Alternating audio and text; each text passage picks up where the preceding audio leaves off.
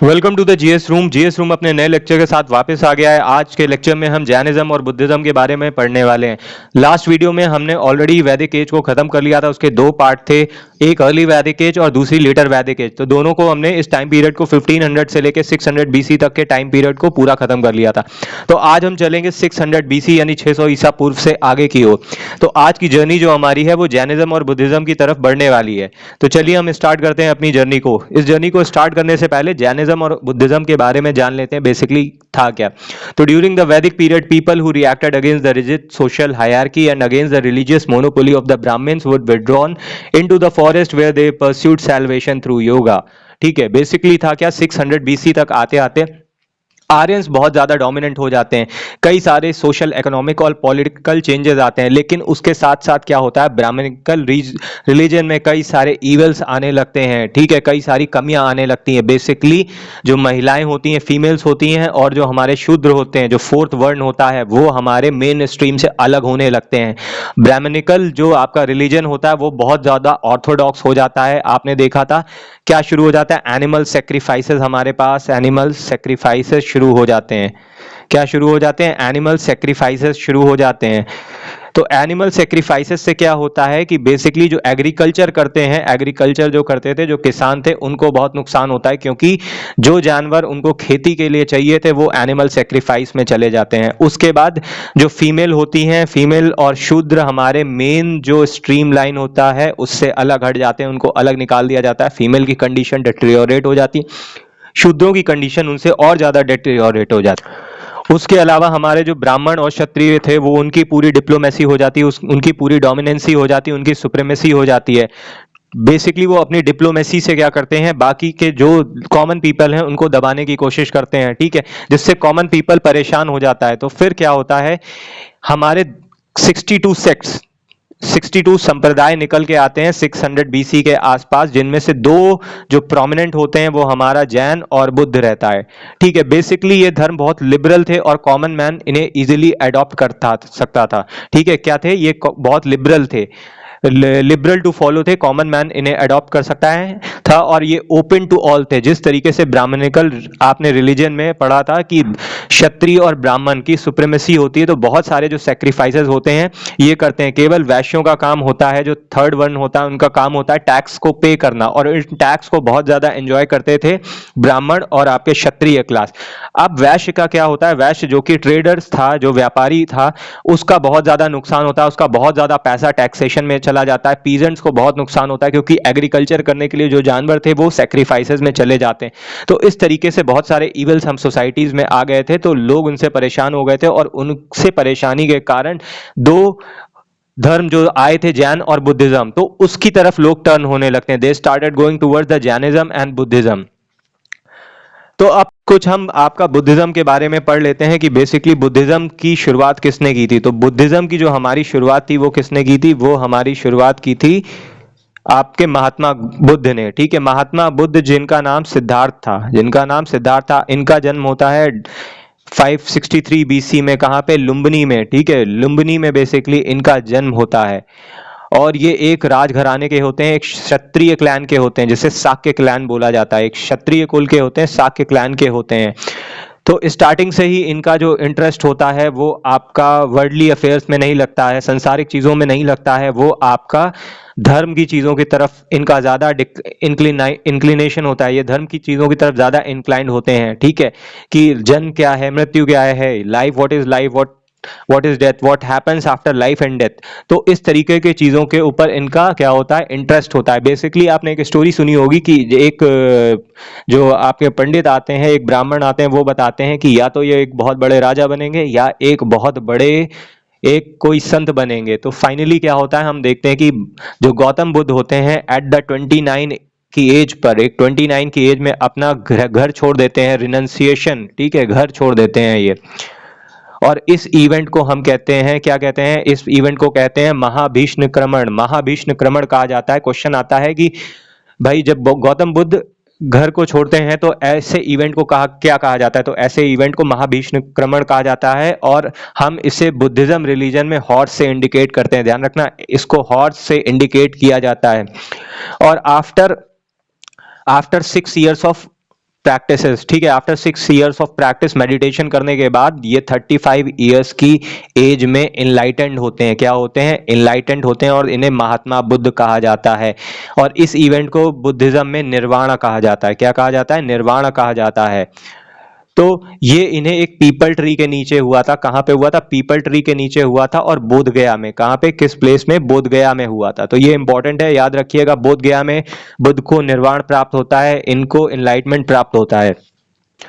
इसके अलावा जो इनकी 6 साल की जर्नी थी वो बहुत लंबी रही है। जब ये घर छोड़ते हैं तो ये अलग अलग जगहों पे जाते हैं, जैसे वैशाली जाते हैं आपका, और इसके अलावा कई प्लेसेस पे जाते हैं जहाँ पे कई आचार्यों को फॉलो करते हैं, उनके शिष्य बनने की कोशिश करते हैं, उनसे बहुत कुछ सीखने की कोशिश करते हैं। फाइनली क्या होता है, जब ये इन सब चीज़ों से थक आते हैं तो खुद ही मेडिटेशन स्टार्ट करते हैं, और 6 years ऑफ हार्ड प्रैक्टिस के बाद ये इनलाइटेंड हो जाते हैं और बुद्ध कहलाते हैं। तो इस इवेंट को निर्वाण कहा जाता है। फाइनली क्या होता है, बुद्ध अपना सारनाथ में, कहाँ पे? सारनाथ में जाते हैं। सारनाथ में सबसे पहला भाषण देते हैं। सबसे पहला सरमन जो रहता है इनका भाषण सारनाथ में रहता है, और ये बेसिकली 5 ब्राह्मण को देते हैं। इससे पहले भी इन्होंने तपस्सु और तल्लिक नाम के 2 शिष्य बनाते हैं, 2 डिसाइपल्स इनके रहते हैं, तपस्सुक और तल्लिक, ठीक है। ये 2 डिसाइपल्स रहते हैं, लेकिन ये शूद्र वर्ण के रहते हैं।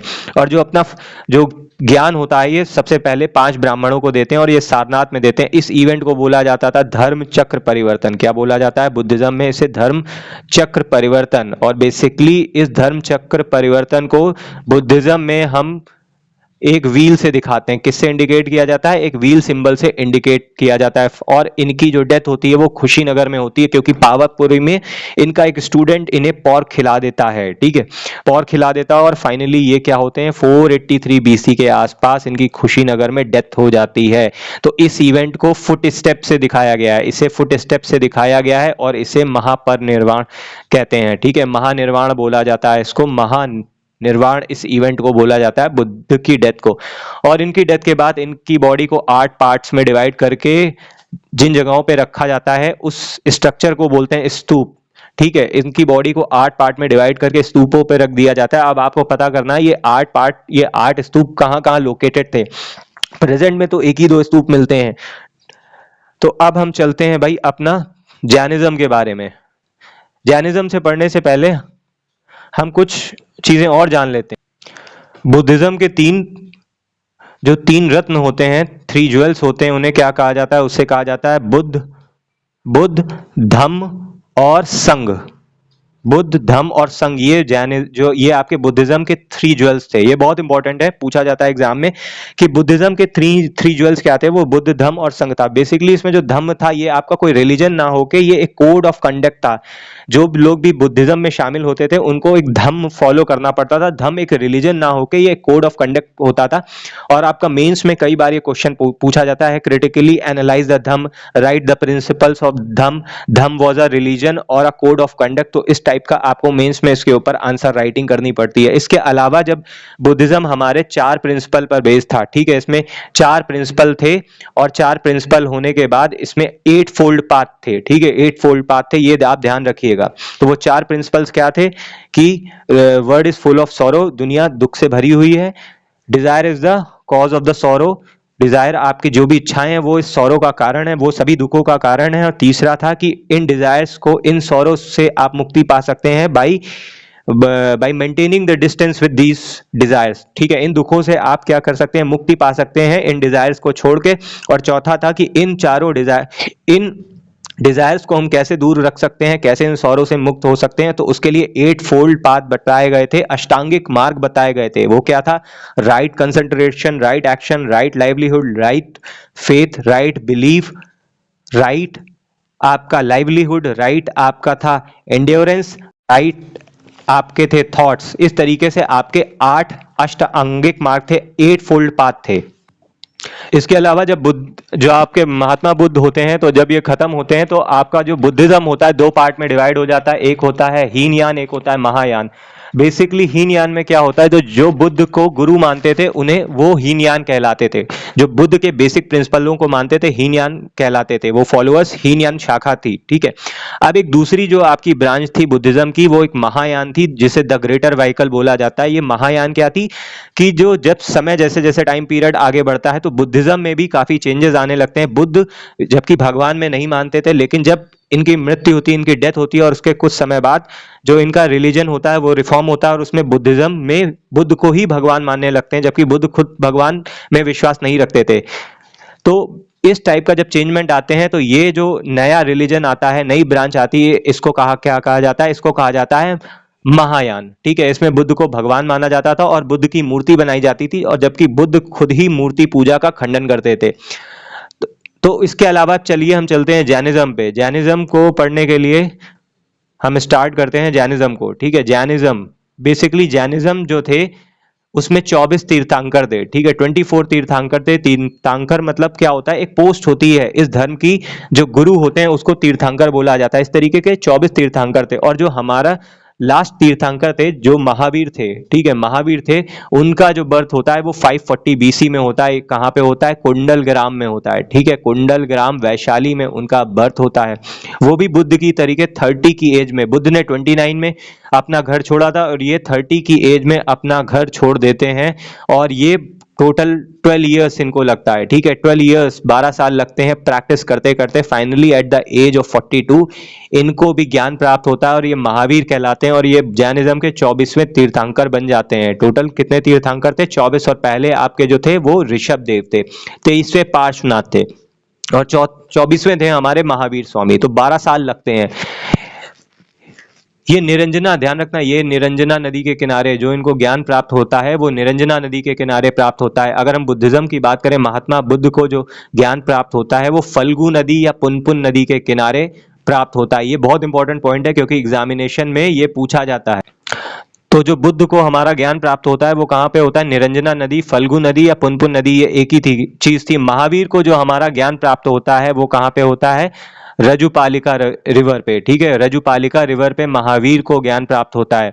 जो आपकी निरंजना नदी थी, फल्गु नदी थी और पुनपुन एक ही था, यहाँ पे बुद्ध को ज्ञान प्राप्त हुआ था। और हमारा रजुपालिका रिवर पे जो ज्ञान प्राप्त होता है वो जैन जो महावीर स्वामी होते हैं उनको ज्ञान प्राप्त होता है। महावीर स्वामी को जिन्न भी कहते हैं, कैवलिन भी कहते हैं। ठीक है, और आपके बुद्ध को तथागत भी बोला जाता है।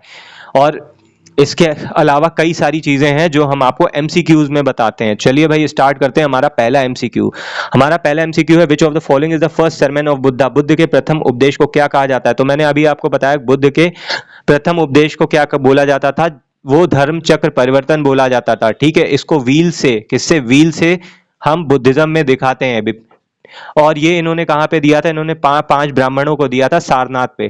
और अभिधम्म पिटक क्या था? बेसिकली बुद्धिज्म की जो 3 बुकें थी, ठीक है, उन्हें त्रिपिटक बोला जाता है। क्या बोला जाता है? त्रिपिटक। पिटक मतलब होता है टोकरी, त्रिपिटक बोला जाता है, पिटक मतलब होता है टोकरी। ठीक है, तो 3 किताबें थी इनकी, एक सुत्त पिटक थी, एक विनय पिटक थी और एक अभिधम्म पिटक थी। तो ये बुद्ध की 3 आपके लिटरेचर का पार्ट था, 3 बुक्स लिटरेचर का पार्ट था। महापरिनिर्वाण मैंने बताया था, जब बुद्ध को ज्ञान प्राप्त होता है तो ऐसे इवेंट को महापरिनिर्वाण कहा जाता है। ठीक है, तो अब अपने नेक्स्ट क्वेश्चन पे चलते हैं। हमारा जो नेक्स्ट क्वेश्चन है, who among the following was the last तीर्थंकर ऑफ जैनिज्म? निम्नलिखित में से कौन जैन धर्म के अंतिम तीर्थंकर थे? पार्श्वनाथ थे, ऋषभ देव थे, महावीर थे या नेमिनाथ थे? टोटल मैंने आपको बताया था 24 तीर्थंकर जैनिज्म में। टोटल जैनिज्म में आपके टोटल 24 तीर्थंकर होते हैं, जिसमें से आपके पहले थे ऋषभ देव। ठीक है, पहले थे ऋषभ देव, आपके लास्ट थे महावीर, जो यानी 24वें थे महावीर और 23वें थे पार्श्वनाथ। ठीक है, इसके अलावा जो आपके 19th तीर्थंकर थी वो एक फीमेल थी, उनका नाम था मल्लिनाथ। क्या नाम था? मल्लिनाथ। ये आपकी 19th तीर्थंकर थी जिन्हें मल्लिनाथ बोला जाता। 24वें में से 24 तीर्थंकरों में से एक महिला तीर्थंकर थी, एक फीमेल जो थी उनका नाम था मल्लिनाथ। तो अब अपने अगले क्वेश्चन पे चलते हैं। ऐसे ही फैक्ट्स हम कलेक्ट करते चलेंगे जैसे जैसे लेक्चर हमारा आगे बढ़ेगा। तो अगला क्वेश्चन है हमारा, Buddha attend enlightenment eight which place? Buddha को ज्ञान की प्राप्ति कहाँ पे हुई थी? तो बुद्ध को ज्ञान की प्राप्ति मैंने बताया था कहाँ पे हुई थी? लुम्बिनी में उनका जन्म होता है। ठीक है, बोधगया में उनको ज्ञान प्राप्ति होती है और कुशीनगर में उनकी डेथ होती है। और सारनाथ में वो अपना फर्स्ट सरमन देते हैं, पहला भाषण देते हैं। और किनको देते हैं? 5 ब्राह्मणों को देते हैं। और इस इवेंट को धर्म चक्र परिवर्तन कहा जाता है। अब बुद्ध का जो बर्थ होता है हम उसको लोटस, ठीक है, बुद्ध का जो बर्थ था वो हम लोटस से, ठीक है, इसको लोटस सिंबल से दिखाया जाता है। डेथ मैंने आपको बताया था कुशीनगर में फुट स्टेप से दिखाई जाती है। किससे दिखाई जाती है? फुट स्टेप से। जो घर छोड़ते हैं उसको हॉर्स से दिखाया जाता है।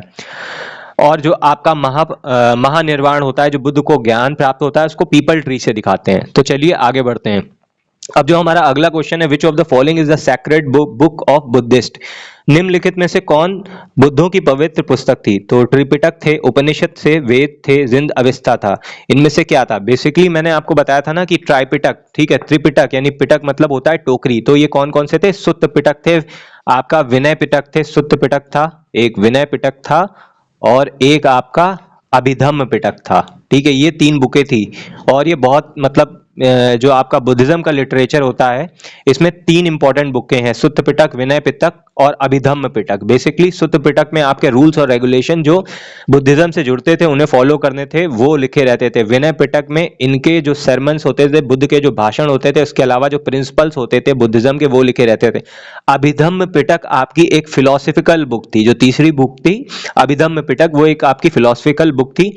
तो इसमें फिलोसफी लिखी रहती थी बुद्धिज्म के ऊपर।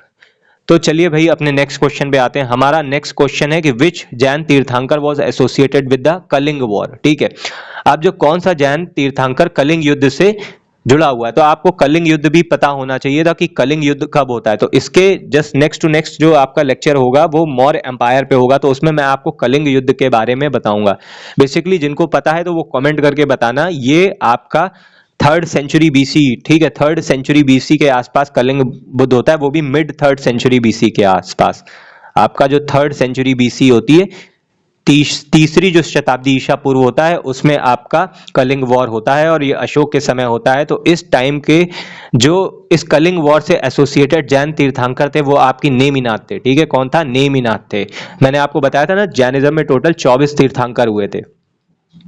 तो फर्स्ट और आपका 23rd आप याद रखिएगा, 22 भी याद रख सकते हैं, 22 आपके अरेस्ट नेमी थे। ठीक है, तो 22, 23, 24 और फर्स्ट नंबर के तीर्थंकर, और जो एक वन ओनली फीमेल तीर्थंकर थी जिनका नाम मल्लिनाथ था 19 नंबर की, उनको याद रखिएगा क्योंकि एग्जामिनेशन में पूछा जाता है इनके बारे में। तो अब हमारा अगला क्वेश्चन है, which of the following represents the teaching of Mahavir? ठीक है, इनमें से निम्नलिखित में से कौन सी महावीर की शिक्षाओं का प्रतिनिधित्व करता है? अहिंसा, अनेकांतवाद, both A and B, none of the above. ठीक है, बेसिकली अगर हम जैनिज्म में टीचिंग्स पढ़े तो जैनिज्म के 5, ठीक है, 5 वाउस थी, जिसे 5 महाव्रत कहा जाता है। ठीक है, 5 वोस थी जिन्हें 5 महाव्रत कहा जाता है। इनमें से था क्या है कि आप नॉट टू टेल लाई, झूठ नहीं बोलना है, ठीक है, और चोरी नहीं करनी है आपको, नॉट टू स्टील, ठीक है, आपको ब्रह्मचर्य का फॉलो करना है, आपको ज्यादा चीजों को कलेक्ट नहीं करना है। तो इस टाइप के आपके पांच महाव्रत थे। अब एक चीज और ध्यान रखिएगा, जो स्टार्टिंग के 4 वोस थे, ठीक है, जो स्टार्टिंग के महाव्रत थे 4, सत्य, अहिंसा, अस्तेय। अस्तेय मतलब होता है चोरी ना करना, और अपारिग्रह मतलब संपत्ति को एकत्र ना करना। ठीक है, तो ये जो स्टार्टिंग 4 वोस थे, ये आपके जो पार्श्वनाथ थे 23वें तीर्थंकर, इन्होंने जोड़े थे। ठीक है, ये जो पार्श्वनाथ थे आपके 23वें तीर्थंकर, उन्होंने ये 4 महाव्रत जोड़े थे। जो 5वां था ब्रह्मचर्य वाला, वो आपका महावीर स्वामी ने जोड़ा था। ये याद रखिएगा, ये बहुत इंपॉर्टेंट होता है क्योंकि एग्जामिनेशन में पूछा जाता है कि भाई जो 5 महाव्रत होते हैं, 5 वोज होती हैं, सत्य, अहिंसा, अस्तेय, अपारिग्रह और ब्रह्मचर्य, ये इनमें से स्टार्टिंग की 4 किसने जोड़ी थी और लास्ट वाली किसने जोड़ी थी? ब्रह्मचर्य बेसिकली पूछा जाता है किसने जोड़ा था। तो अब इनके जो इसमें क्वेश्चन में पूछा गया, निम्नलिखित में से कौन महावीर की शिक्षाओं का प्रतिनिधित्व करता है? तो अहिंसा तो था ही, ठीक है, इसके अलावा अनेकांतवाद भी था, तो इसका सही option both A and B हो गया है। ठीक है, बोथ ए एंड बी हो गया है। तो अगर हम जैनिज्म में भी देखें, एक चीज आपको याद करने वाली होगी कि जैनिज्म भी बेसिकली 2 ब्रांचेस में डिवाइड हो गया था। ठीक है, जैनिज्म भी आपका 2 ब्रांच में डिवाइड हो जाता है। एक थे श्वेतांबर्स, ठीक है, जो आपके व्हाइट ड्रेसेस पहनते थे, सफेद कलर के वस्त्र धारण करते थे, और एक थे दिगंबर्स जो आपका नेकेड रहते थे। ठीक है, और जो इसमें से दिगंबर था, ये बेसिक आपके जो बेसिक जैन धर्म था उसके फॉलोअर थे। और श्वेतांबर था कि जब इनमें रिफॉर्म आया, ठीक है, जब जैनिज्म में टाइम के साथ रिफॉर्म आया तो इसने श्वेतांबर का, ठीक है, फॉर्म ले लिया। और दिगंबर वो फॉलोअर्स थे जो जैनिज्म धर्म को एज इट इज फॉलो कर रहे थे, जिस तरीके से आपने बुद्धिज्म में देखा था हीन यान महायान। ठीक है, अब चलते हैं अपने अगले क्वेश्चन पे। Which council was responsible for the division of Buddhism into Mahayana and Hinayana? ठीक है, कौन सी काउंसिल थी, कौन सी संगति के दौरान बुद्ध धर्म का विभाजन महायान और हीनयान में होता है? बेसिकली देखो क्या होता है कि बुद्धिज्म में 4 काउंसिल हुई थी, ये याद रखना, टोटल 4 काउंसिल हुई थी। ठीक है, 1 2 3 4।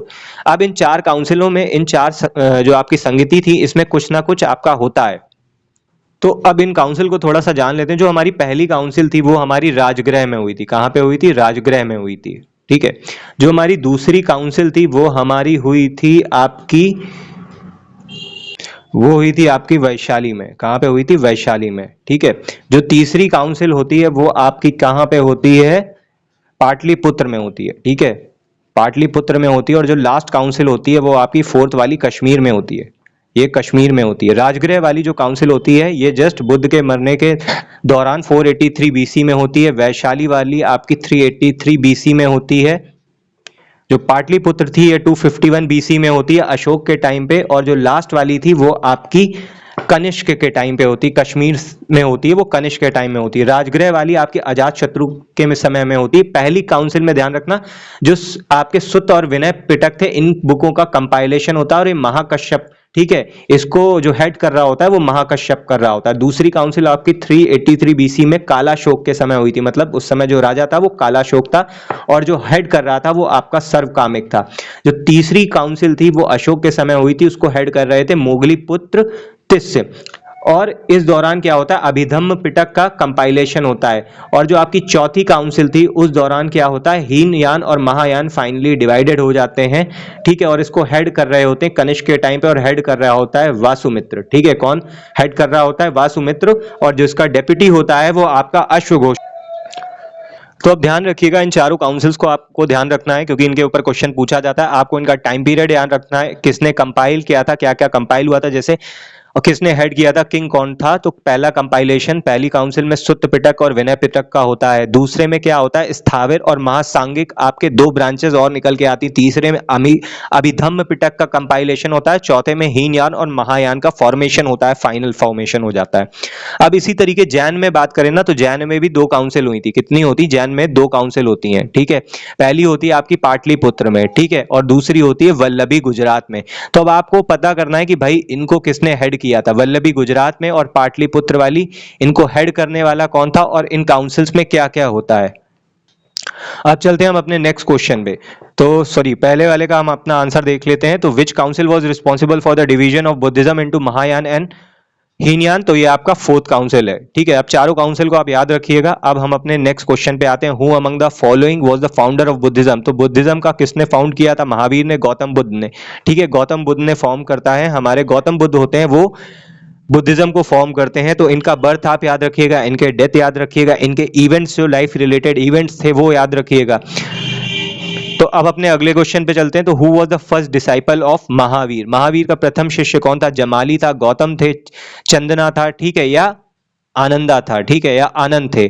तो जो महावीर के जो फर्स्ट डिसाइपल होते हैं वो हमारे जमाली होते हैं, ठीक है। कौन होता है? जमाली होते हैं। तो अब आपको कमेंट करके बताना है कि भाई बुद्ध के फर्स्ट डिसाइपल कौन थे, ठीक है। बुद्ध के फर्स्ट डिसाइपल कौन थे और उनके सबसे फेवरेट डिसाइपल कौन थे। तो अब अपने अगले क्वेश्चन पे आते हैं। In which language were the original teaching of Buddha written? हाँ, अब देखो एक रीजन ये भी था कि जो आपका वैदिक सोसाइटी थी, ब्राह्मणिकल रिलीजन था, उसमें संस्कृत यूज की जाती थी और one of the complicated language में होती थी संस्कृत, तो जिससे कॉमन आदमी को समझ पाना बहुत मुश्किल होता था। तो जब बुद्धिज्म का जन्म होता है तो वो एक जो लोकल लैंग्वेज होती है, वर्नाकुलर लैंग्वेज होती है जो कि पाली थी, उसका यूज करती है। तो लोगों को बड़ा आसान रहता है इनके लिखे गए लिटरेचर को, इनके दिए गए भाषण को समझना, क्योंकि वो पाली लैंग्वेज का यूज करते थे। तो ये आपकी पाली लैंग्वेज थी। और प्राकृत लैंग्वेज वे जैनिज्म वाले फॉलो करते थे, ठीक है, जो जैन्स होते थे वो फॉलो करते थे। अब हम आते हैं where did Buddha deliver his first sermon? तो अब आपको पता चल गया होगा भाई इतनी देर में गौतम बुद्ध ने अपना पहला उपदेश कहाँ दिया था, किसे दिया था, ठीक है। अब हम अपने अगले क्वेश्चन पे आते हैं। Who among the following rulers was contemporary of Buddha? Buddha के समय कौन सा जो शासक था बुद्ध के समकालीन था? बिंबिसार था, अशोक था, कनिष्क था, या चंद्रगुप्त मौर्य था? तो बुद्ध के समय जो हमारा समकालीन थे वो थे बिंबिसार। कौन था भाई? वो हमारे थे बिंबिसार। बिंबिसार का जो टाइम पीरियड होता है वो 544 बीसी से लगा के बेसिकली ये बोला जाता है आपका 492 बीसी तक। और ये हर्यंक डायनेस्टी के थे। किसके थे? हर्यंक डायनेस्टी के थे। इन्हीं के लिए बड़ा एनसीईआरटी में एक फेमस स्टेटमेंट है कि बिंबिसार ने ही जो युद्ध प्रारंभ किया था वो अशोक के द्वारा कलिंग युद्ध में तलवार रखने से वो समाप्त होता है, ठीक है। तो चलिए हम इन सारी चीजों को आगे नेक्स्ट लेक्चर्स में पढ़ेंगे। अपने जो महाजनपद वाला होगा अभी तो हम पढ़ रहे हैं next question, which of the following was the last तीर्थंकर ऑफ द जैनिज्म। तो ये मैंने आपको बता चुका हूं कि जो 24वें तीर्थंकर थे वो हमारे कौन थे, महावीर स्वामी थे। ठीक है, इनका जन्म मैंने आपको बता दिया था 540 बीसी में होता है। ठीक है, और इनकी जो डेथ होती है at the age of 72 years होती है। तो अब 72 ईयर्स के हिसाब से आप अंदाजा लगा सकते हैं कि कौन से बीसी में जाके इनकी डेथ होती है। टोटल लाइफ इनकी 72 ईयर्स का लाइफ स्पैन रहता है और 12 साल इनको लगते हैं ज्ञान प्राप्त करने के लिए, जिसके बाद ये जिन्न, कैल्विन, ये सारी चीजें कहलाते हैं। अब जो हमारा अगला क्वेश्चन है वो आता है कि concept of Anant in Buddhism refers to which of the following. Buddha धर्म में जो अनात्म की अवधारणा निम्नलिखित में से किससे संबंधित है? वो सोल से है, इम्पर्नियंस से है, अस्थिरता से है, नॉन सेल्फ से है, अहंकार रहित से है, रीबर्थ से है। ठीक है, तो ये हमारी नॉन सेल्फ से है। ठीक है, अहंकार रहित होने से अनंत की जो फिलॉसफी है, जो कॉन्सेप्ट है, वो बुद्धिज्म में रिलेटेड है। बेसिकली ध्यान रखना, बुद्ध वाले भगवान को नहीं मानते थे। स्टार्टिंग में जो गौतम बुद्ध थे वो भगवान को नहीं मानते थे। ठीक है, वो वर्ण सिस्टम में भी बिलीव नहीं करते थे, वर्ण सिस्टम में भी बिलीव नहीं करते थे, जाति सिस्टम के अगेंस्ट थे। ठीक है, इन सारी चीजों के वो अगेंस्ट थे, जबकि जो हमारा जैनिज्म थे वो वर्ण सिस्टम को मानता था। ठीक है, और जैनिज्म वाले आपकी जो नेक्स्ट लाइफ होता है, लाइफ आफ्टर डेथ मानते थे। बुद्धिज्म वाले नहीं मानते थे, वो सोल में मानते थे लेकिन वो पुनर्जन्म में विश्वास नहीं रखते थे। ठीक है, तो अब हम अगले क्वेश्चन पे चलते हैं। जो हमारा अगला क्वेश्चन है, which of the following was not one of the 4 noble truths. तो मैंने आपको बताया था ना, बुद्धिज्म में 4 आर्य सत्य बोले जाते हैं। ठीक है, 8 अष्टांगिक मार्ग बोले जाते हैं और 3 रत्न बोले जाते हैं। वो आपके था बुद्ध, धम्म और संघ। ठीक है, बुद्ध, धम्म और संघ। और इसको मैंने आपको बताया था राइट कंसंट्रेशन, ठीक है, right action, right livelihood, right faith, right remembrance, right effort. इस तरीके से आपके 8 टोटल वो होते हैं। 4 जो आर्य सत्य मैंने बताए थे, 4 नोबल ट्रुथ्स की वर्ड इज फुल ऑफ, ठीक है, sorrow, Dzire is the main cause of sorrow, how you can get rid of the sorrows. ठीक है, you can get rid of the sorrows and by following these 8 path you can get rid of these sorrows. ठीक है, तो भाई जो हमारा इन 4 सत्य में जो नहीं शामिल है वो हमारा कर्म नहीं शामिल है। ठीक है, वो हमारा कर्म नहीं शामिल है। ठीक है, तो अब हम अपने अगले क्वेश्चन पे आते हैं कि हमारा अगला क्वेश्चन है कि who was the chief disciple of Buddha. ठीक है, बुद्धा के प्रमुख शिष्य कौन थे? ठीक है, बुद्ध को, बुद्धा के बहुत सारे आपके शिष्य माने जाते हैं। जो जो उनका प्रमुख जो शिष्य थे वो थे आपके सारिपुत्र। ठीक है, जो प्रमुख थे वो सारिपुत्र थे। ठीक है, अब अपने अगले क्वेश्चन पे चलते हैं। अगला क्वेश्चन है, which of the following term is associated with the Jain monastic discipline. Jain धर्म में मठवासी अनुशासन से संबंधित शब्द कौन सा है? ठीक है, समायिक आपका है, या ये आपका पर्युषण है, या संलेखना है, या उपासका है। बेसिकली जैन मोनेस्टिक डिसिप्लिन से हमारा संलेखना विधि जुड़ी हुई है। अब ये संलेखना विधि थी क्या? एक्चुअली क्या होता है, जब आप जैनिज्म की लास्ट स्टेज में क्या होता है, कोई भी जैन धर्म फॉलो करेगा, कोई भी जैन मॉन्क होगा, तो finally at the last stage में वो सेल्वेशन अटेन करने के लिए एक संलेखना विधि को फॉलो करेगा। इसमें वो क्या करता है, लास्ट में वो खाना पीना छोड़ देता है और धीरे धीरे धीरे धीरे खाना पीना छोड़ते छोड़ते उसकी बॉडी कमजोर हो जाती है और फाइनली उसकी डेथ हो जाती है। तो इसे संलेखना विधि कहते हैं। तो चंद्रगुप्त जो मौर्य था उसने आपके श्रवण बेगोला में, ऐसे ही कर्नाटक में श्रवण बेगोला में इसी तरीके संलेखना विधि से अपने प्राणों को त्यागा था। ठीक है, अब अपने नेक्स्ट, ये देखो एक इमेज बनी है। ठीक है, जिसमें आप देख सकते हो भाई बुद्ध बैठे हैं, भगवान बुद्ध बैठे हैं, पीछे इनलाइटेंड है, एक पीपल ट्री यानी बोधि ट्री के नीचे बैठे हैं और अपना जो है सरमन दे रहे, अपना भाषण दे रहे हैं। तो भाई अपने नेक्स्ट क्वेश्चन पे आते हैं। In Jainism which of the following represent the 5 vows of ethics.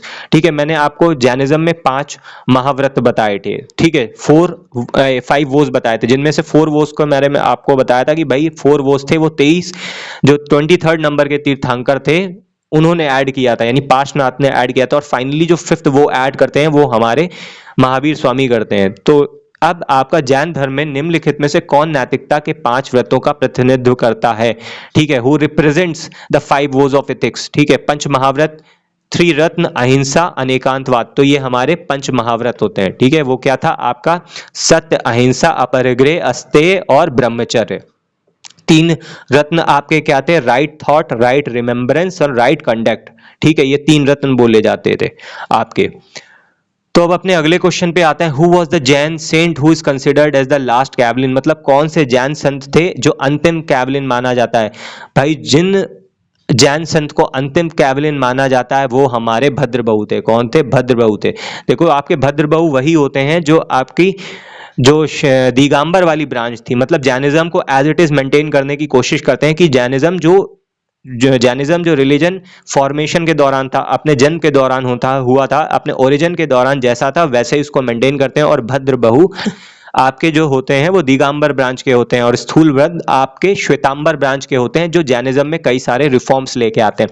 और इसके अलावा आपने देखा होगा जैनिज्म में कई सारे जो फॉलोअर्स थे, आपके जो सन्यासी थे, जो जैन मॉन्क्स थे, उनको भिक्षु और भिक्षुणी बोला जाता था। और जो गृहस्थ, जो मतलब नॉर्मल लाइफ में भी लोग थे, वो भी आपका जैनिज्म को फॉलो करते थे, उन्हें श्रावक और श्राविका कहा जाता है।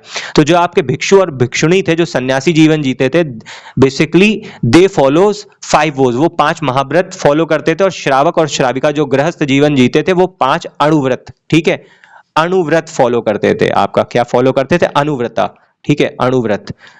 और ये क्या थे अणुव्रत? क्योंकि जो आपके जो भिक्षु और भिक्षुणी थे, सन्यासी जीवन जीते थे, उनके लिए ये काफी टिपिकल था जो जैन धर्म। तो वो जो 5 महाव्रत थे उनके लिए काफी वो स्ट्रिक्ट थे, वो स्ट्रिक्टली फॉलो करने पड़ते थे। लेकिन जो श्रावक और श्राविका थे, जो गृहस्थ जीवन जीते थे, वो 5 जो अणुव्रत फॉलो करते थे, वो लिबरल थे, थोड़े से आसान थे, ठीक है।